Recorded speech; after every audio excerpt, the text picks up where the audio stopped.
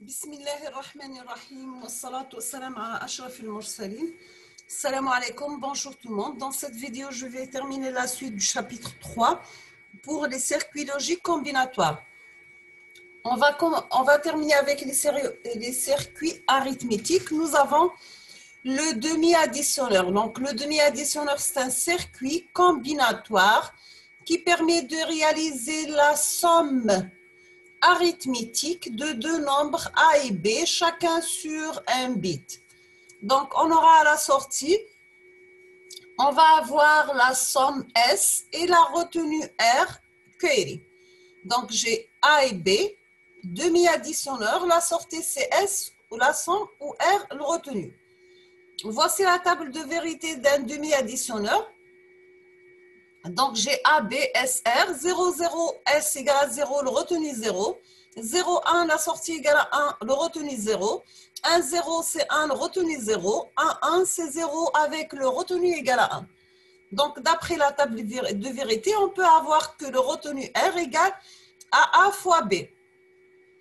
Pour S égale à A bar B plus AB bar, donc c'est A au exclusive B. Voici le logigramme. Donc, nous avons les entrées A et B, les sorties S ou R. Donc, la somme retenue, on appelle ça un demi-additionneur composé d'un O exclusive et une porte AND. Nous avons aussi l'additionneur complet. Donc, toujours en binaire, lorsqu'on fait une addition, il faut tenir en compte de la retenue entrante. Donc, l'additionneur complet possède trois entrées. A1, B2, A0, A1, A2 et A3. D'accord? Voici la table de vérité d'un additionneur complet. A1, B1, retenu R-1, la sortie S, la somme, plus le retenu R1. Donc, on aura que S égale A au exclusive B au exclusive retenu moins 1. Le retenu 1, c'est A1 fois B1 plus retenu I-1 par A au exclusive B1.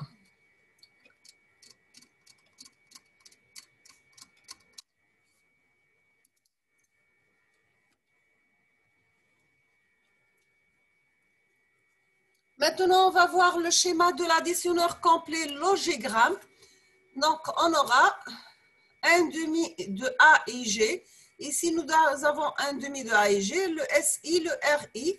Et ici, nous avons le AI, BI et RI-1. Donc, ça, c'est un schéma d'un additionneur complet avec demi-additionneur.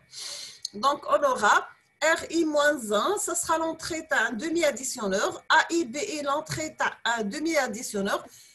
Et demi-additionneur TENI, donc, de la sortie, tu as l'additionneur LOL. Donc, on aura la sortie, la somme et le retenu. Maintenant, pour la mise en cascade, donc pour additionner A et B, il faut additionner les bits A1 et B1 en commençant par ceux de plus faible rang et en tenant compte des retenues. Donc, il faut regrouper en cascade un additionneur complet à un bit. D'accord? Nous avons aussi l'additionneur intégré CCIK 7483 sur 4 bits, un additionneur à 8 bits, on a les bits du plus faible poids et les bits du plus haut poids. Le demi-soustracteur, donc c'est la soustraction simple de deux bits A0 et B0. Le résultat sont les différences D0 qui est égal à A0 moins B0 avec une retenue R0. D'accord? Donc, on aura comme expression D0 c'est A0 ou exclusive B0. R0, c'est A0 bar par B0 bar. Voici le logigramme. Donc, les entrées A0 et B0, la sortie, c'est D0 et R0. Pour le soustracteur binaire complet de rang E, on va considérer la soustraction de rang E de AI, BI et RI-1. Le résultat sera DI et RI. D'accord? Donc, on aura les expressions suivantes. Pour DI, c'est RI-1 ou exclusive AI ou exclusive BI. Et le retenu RI, c'est RI-1 par A1 AI ou exclusive BI inversé plus AI bar fois par BI bar. Voici le schéma, le logégramme d'un soustracteur complet. Nous avons une remarque, donc pour effectuer la soustraction de deux nombres de n bits chacun, on arrange en cascade un soustracteur de la façon suivante. Donc nous avons un soustracteur complet, relié avec des soustracteurs complets et des demi-soustracteurs. Pour l'additionneur soustracteur binaire, il est possible de regrouper les schémas d'additionneur et de soustracteur dans un seul schéma. Donc, on aura un additionneur, un soustracteur. Pour cela, on rajoute une entrée de commande V telle que CV égale à 0, nous avons un additionneur, CV égale à 1, on va utiliser le soustracteur. Maintenant, en utilisant la porte XOR, on peut le réaliser. Nous avons AU exclusive V est égal à A bar V plus AV bar. V bar, donc CV égale à 0, donc j'ai A. CV égale à 1, donc j'ai A bar. Voici le schéma d'un additionneur soustracteur.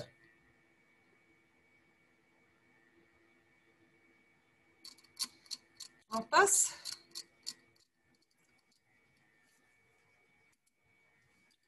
Pour le comparateur, c'est un circuit qui permet de comparer les valeurs de deux nombres binaires A et B et d'indiquer si A supérieur à B ou bien A égale à B ou bien inférieur à B. Nous avons des comparateurs de deux nombres à 1 bit, donc c'est la forme la plus simple du comparateur présentant deux nombres A et B à 1 bit. Donc il possède trois sorties, I pour inférieur, égal, et S pour E pour égal et S pour supérieur. Donc j'ai A et B, le comparateur à 1 bit et les trois sorties S. A supérieur à B, égalité A égale à B, infériorité A inférieur à B. Donc voici la table de vérité. Donc on aura pour supériorité c'est AB bar, l'infériorité c'est A bar B, égalité c'est A ou exclusive B bar. Voici le logégramme. Nous avons aussi des comparateurs de deux nombres à 2 bits. Donc, on peut l'écrire sous la forme de A0, A1, B, B0, B1. Et on aura la table de vérité suivante. Et à la fin, on aura pour l'égalité, c'est A exclusive B1 fois A0 exclusive B0, la supériorité et l'infériorité. Vous aurez ces formules. Voici le logégramme d'un comparateur à 2 bits. Donc, nous avons le premier comparateur à 1 bit A1, B1. Deuxième comparateur à 1 bit A0, B0.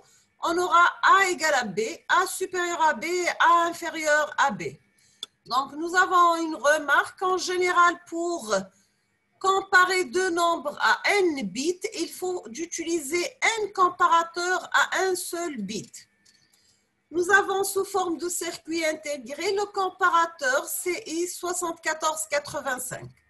Donc, le circuit intégré 7485, c'est un comparateur 4 bits, c'est-à-dire qu'il effectue la comparaison de deux nombres de 4 bits.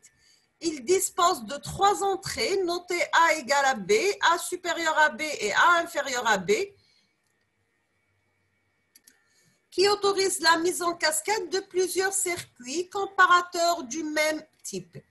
Ainsi, on peut comparer des nombres de 8, 12, 16 bits. Donc, nous avons à 4 bits ce modèle. A0, A1, A2, A3, B0, B1, B2, B3, supérieur, égal et inférieur. Donc, soit à 8 bits, on va mettre en série deux comparateurs 74-85. On peut comparer deux nombres de 8 bits. Il suffit de relier la sortie A égale à B du premier comparateur à l'entrée correspondante du second et de faire de même avec les sorties. Donc, on aura A supérieur à B et A inférieur à B. Donc, voici le résultat. Donc, là, nous sommes à la fin de la vidéo pour ce troisième chapitre, les circuits logiques combinatoires. Je vous remercie infiniment pour votre attention. N'hésitez pas si vous avez des questions ou bien des remarques. Et à la prochaine vidéo. Inch'Allah, je vais proposer la série TD numéro 3 pour ce chapitre. Bien sûr, et après, je vais proposer la solution de cette série. Inch'Allah. Donc, merci. À la prochaine.